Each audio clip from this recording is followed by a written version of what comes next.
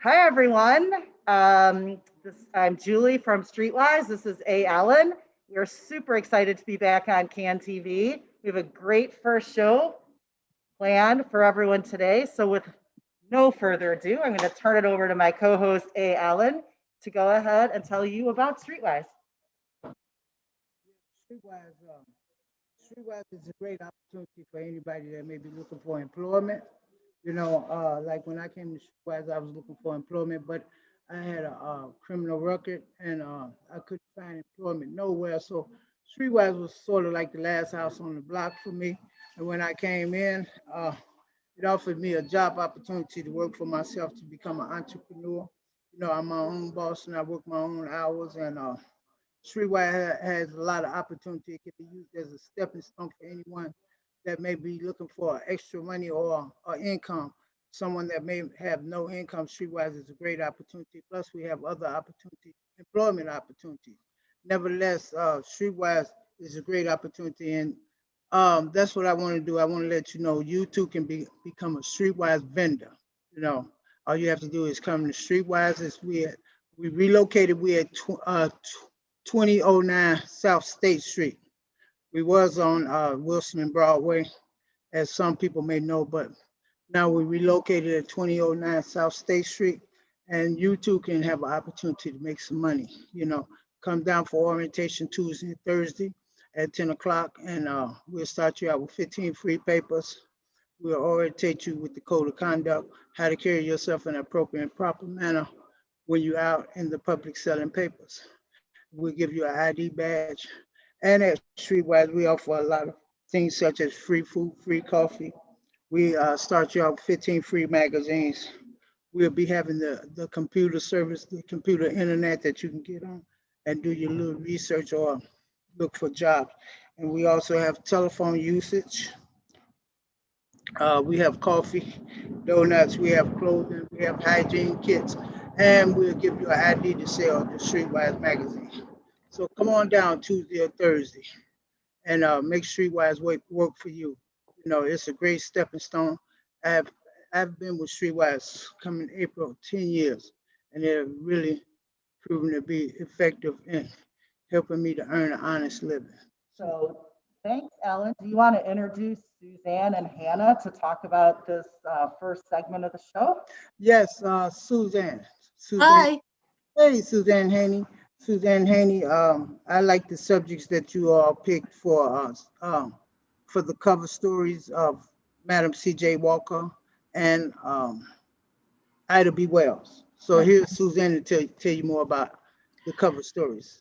Well, I'm going to say that we were really happy this year. We not only had stories for Women's History Month that really covered Black History Month too. So we extended it a month.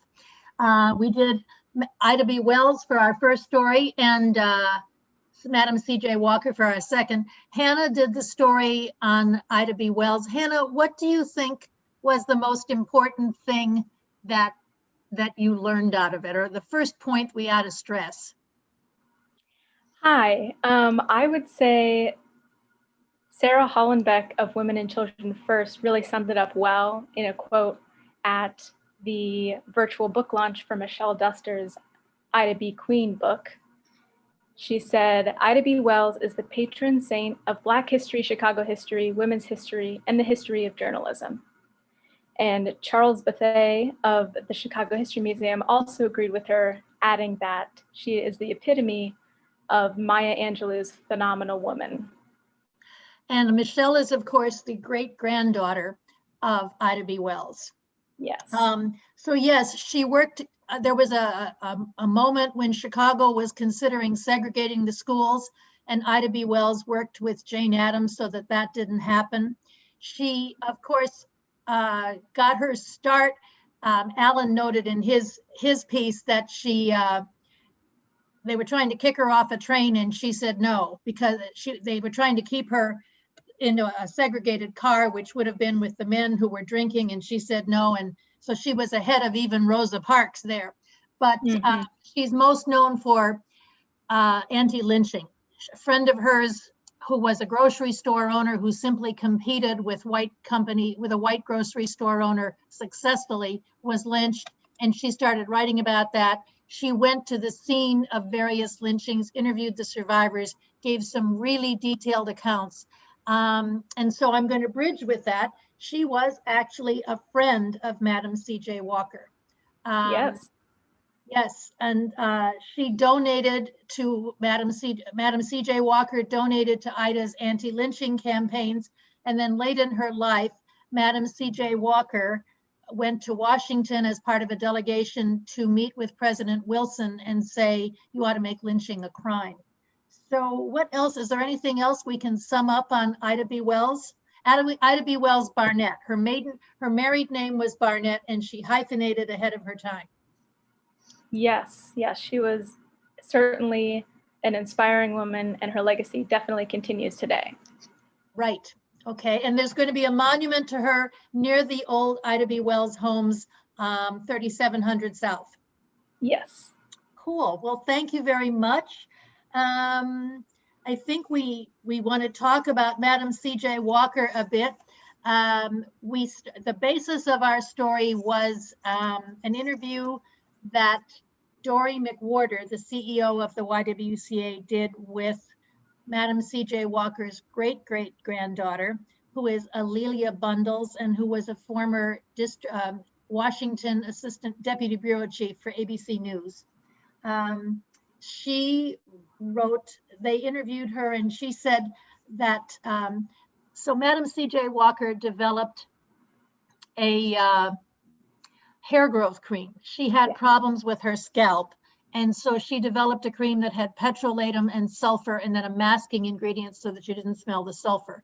But it got down to the scalp and kind of invigorated it, got rid of any dandruff or anything, and she encouraged women to wash their hair more often.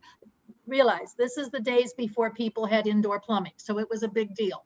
So she got women to wash their hair more often, and then she taught her product in churches and other places where she could do a slideshow, which was modern for the time.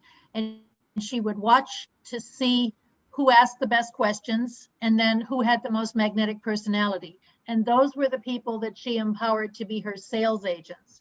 So she did testimonials in her advertisements that said, you have made it possible for a Black woman to make more in a day than she could in a month in somebody's kitchen or on their farm, for that matter. So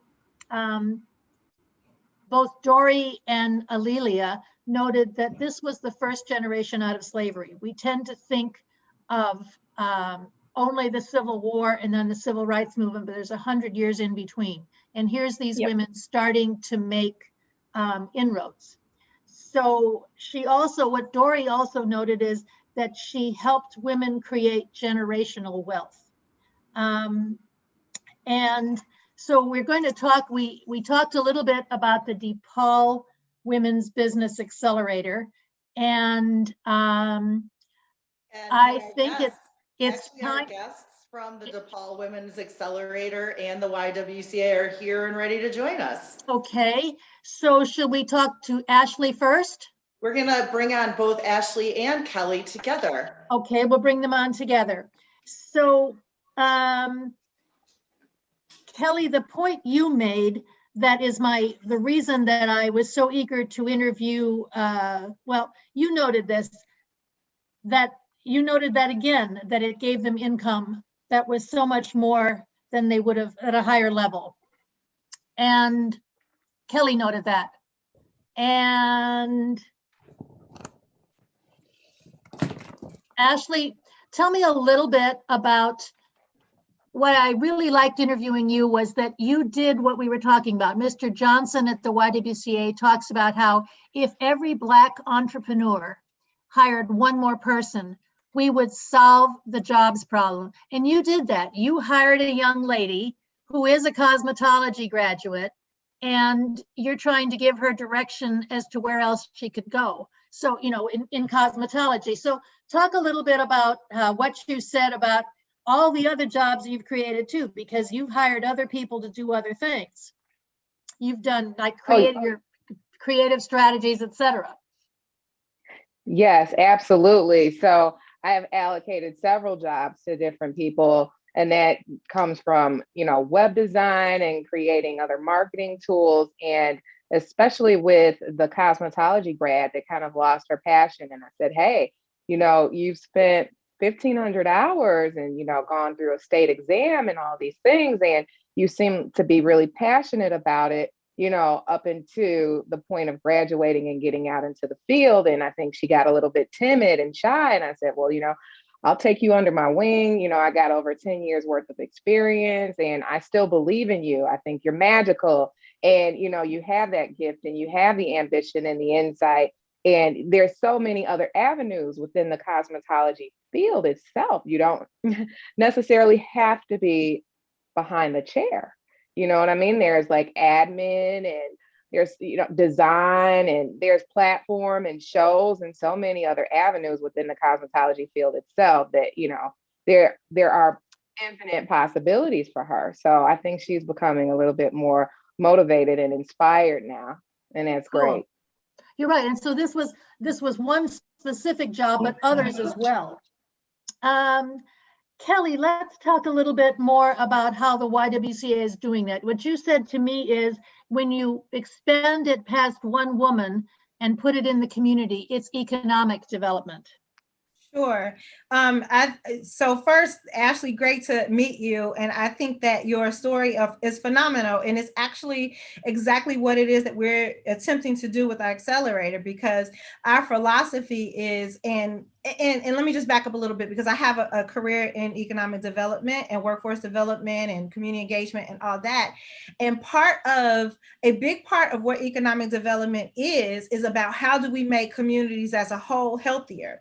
And it's rarely ever based around what one particular business is doing. And so do we want our businesses to be successful and healthy? Absolutely. That's what we do. We have an SBDC program. This accelerator program is to help women of color grow and scale their businesses. So sure, we want them to develop a growth strategy so that the businesses themselves can be healthy. But ultimately, our ultimate goal is to then also make sure that they are in a community that is supportive of their businesses and that can support the needs of that community, right? So when you take a business like Ashley's, who is a hair salon, communities need hair salons. People need a place to go where they can have these services to support her business, but also it is a benefit to the community to have that business there. So you cannot take apart economic development from business development. They're two sides of the same coin. It's actually about 4 or 5 sides, but it's one side of the same coin. And that is our focus, to make sure that our communities as a whole are getting better along with the businesses that we're trying to grow. And I think it's so important. We did a story on Invest Southwest, where the city is trying to coalesce all the investments on the south and the west sides because it hasn't happened. But they point out, again, what Mr. Johnson of the YWCA has said, that there's a $1 billion retail and restaurant gap in Bronzeville alone. So we need businesses that people can shop at, go to, not just for their own benefit, but because it put taxes back into the community. It puts jobs into the community and taxes. And so that's what you're doing, both of you. No, absolutely. And when we talk about, people talk about the social determinants of health all the time. And one thing that Robert talks about all the time is that the same factors, the same indicators that are part of the social determinants of health are also the social determinants of wealth, right? So when you look at wealthy communities or communities that, have sustainable businesses, what are those things? And so when we look at communities such as Bronzeville, such as a lot of the South suburban communities, such as the South and West sides, and we look to see why they are not doing as well economically as other more affluent communities, is because they lack the resources, right? They lack access to stores, they lack access to restaurants, access to bars, access to entertainment opportunities, access to all of those things that make communities healthy. And so when we talk about making sure that we are supporting, businesses. It's a bigger picture than just that business. That business does not operate in a vacuum. It operates as part of a larger community. And so the success of any one business is also the success of that community. And so that is our overarching kind of goal and the problem that we're trying to solve for. Right. And I see that. I mean, it's also so many little things. I mean, like somebody who needs a job, and we all think that you got to be at the top of the game, but maybe you're not at the top of the game right away. You start little. And so there have to be stepping stones for people. Otherwise they don't get started and they don't make money. Absolutely. Yeah. So you've got to create these businesses. And if you've got a woman entrepreneur and she's starting a small business, that's a stepping stone. And it may, and Ashley, in your case, it's been lots of stepping stones because you've done, let's see, I think you hired someone to do your web design, and then you've got other people doing other creative things. What other things did you have? So I did hire someone to do web design. So I did a complete revamp into WordPress, and it's gorgeous. And that website is www.laflairhair.com, LEFLAIRHAIR.com. I also now have brochures for the salon that include the content that was created, which was great. And all this stuff I learned and implemented from the WEI program. Also, I've hired, what else did I do?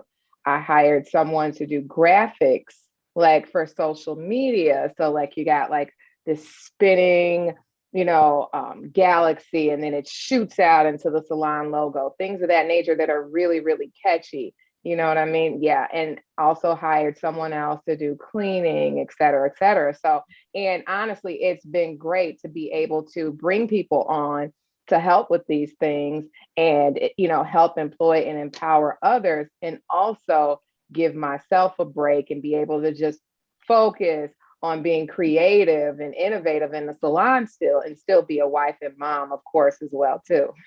Well, and because as you said, your forte is being a salon owner. It's not doing graphics. So why would you keep spending time on stuff that's not your thing? Yeah, exactly. Yeah.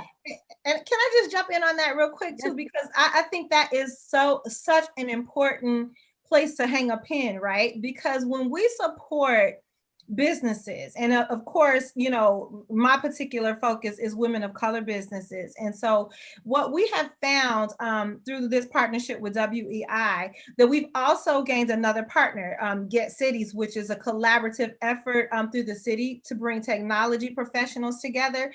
And one of the things that we've been able to put together through our accelerator program is that not only will our businesses be getting the really important information, in terms of like how to run a sustainable business and how to grow and scale. But we also are through our partnership with Get Cities, we are absolutely able to then incorporate all those things that Ashley just mentioned, like how do we infuse technology into our businesses? So we're finding that we're going to be able to impact a whole nother set of women-owned businesses to bring in those services. So not only is it our women who are going through our accelerator program, but it's also these service providers, these technology vendors who will also be able to grow their business through partnership with our companies. And so our impact now is becoming exponential. And that is the beauty of what happens when you support community-based businesses. You're not just supporting a business, you're supporting a whole ecosystem of what it takes to make those businesses successful in that community. So, I think that this is fantastic. Ashley is a perfect example of exactly what it is we're trying to do. Right. So everybody. And thank you so much, Kelly, and nice to meet you too. You as well. So let's have one final thought from each of you, from both of you. I guess, Ashley, you'll go first since Kelly just spoke, and then I'll give her a last shout.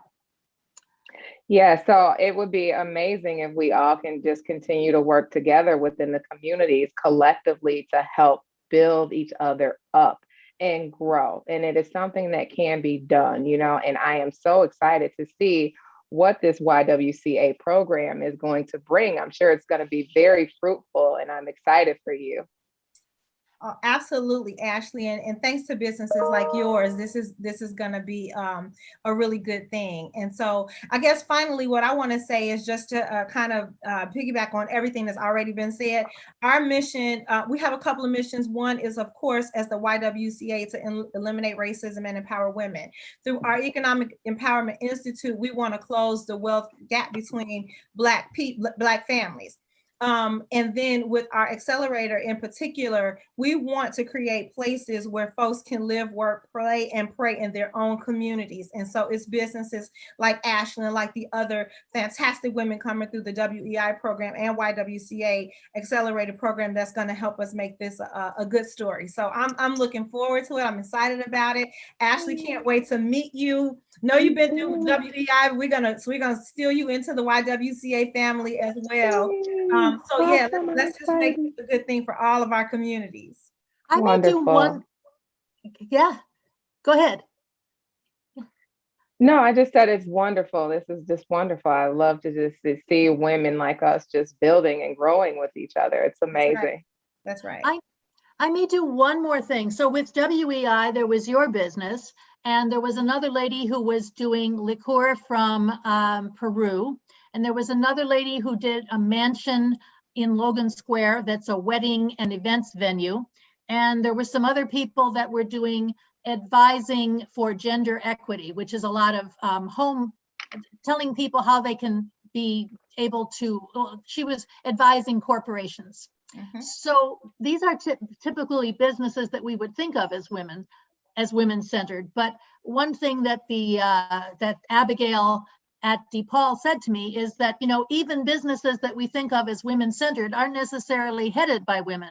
So the women CEOs, you would think they're CEOs, but they're not. They're headed by men. So at least we're starting businesses that women can own and run and have lives. But Kelly, tell me a little bit about some of the businesses that you've got started in this first accelerator, because it's kind of hard to visualize businesses unless we have examples. Sure. So we have, so of course, our accelerator is industry agnostic. So we have women from all different types of business industries. And so let me look at my list so I can remember, because they are all such phenomenal women. So we have a couple of businesses that are in the PR and media industry. We have a financial services business. We have a speakers bureau, which I think is fascinating. We have a young lady who is running a sales and marketing business, which is absolutely phenomenal. She actually works with big stores such as Target and Walmart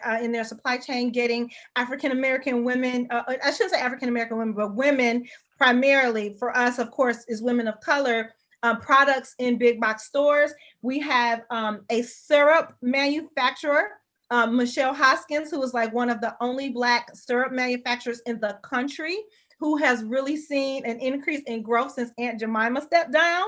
And so all of her products are in Denny's and other stores all across the country. We have a construction, a young lady who has a construction and development company. So we have a vast variety of types of business owners in this first cohort. And of course, as we have subsequent cohorts, we're going to have even more women, but they are all super, super dynamic. And we just want to wrap them in love and services and figure out how we can not only help them through this accelerator program, but also show them to our local communities to figure out how we can incorporate, their work and services into the businesses that we are also supporting. So, yeah, those are the women, and they really make me look good. So it wasn't me; it's all them, and they are absolutely phenomenal. So we are super excited about that. We're gonna have a huge big launch, and kind of, we're gonna have a whole debutante ball to show them to the world and announce to folks who don't already know them. So we're excited about these ladies. Cool. Congratulations. Thank you. It sounds like just the limit is only the imagination. Absolutely. And one of the things, and I'll say this, and then I will be quiet, but one of the things that seemed to be a theme through a lot of the women who are coming through our accelerator, and I'm sure the same for, Ashley and the other ladies who go through WEI, and one of the things that they said all the time was, if I could do this, anybody could do this, right? So none of them feel like anomalies, right? They feel like I just had a really good idea and I had a ton of support. Some things I did really well, other things I've done horribly wrong, but you know, by the grace of God, I'm still here and I'm here to serve other folks, and you can do the same thing. So there's stories. Oh, and I didn't even mention our other ladies. We have another lady who owns a chicken wings restaurant in Bronzeville, and another lady who owns a medical billing business who got her start from a Section 8 free entrepreneurship training. So their theme is, if I could do this, anybody can do this. And we are just really, really trying to get that message out to as many folks as we can. If you have a business idea, we have support that can help you get launched. We have support that can help you grow. And we just want to see more women get in business, because we know that we start businesses faster than any other segment of the population. Sounds like a sisterhood. It is and a productive one. It's such a sisterhood. Cool. So Julie, have you had any other comments that we need to sum up? No, we don't. I just want to thank Ashley and Kelly and Hannah and Suzanne and A. Allen, who kicked off our return to Can TV, and we'll look forward to seeing you next week. Thank you, everyone. Thank you. Wonderful. Bye. Thanks, Suzanne. Ashley. Thanks, Thanks, Kelly. ladies. Thanks, Ashley. Thanks, Alan. ladies. This Thanks, has been Julie. Thanks, amazing. Hannah.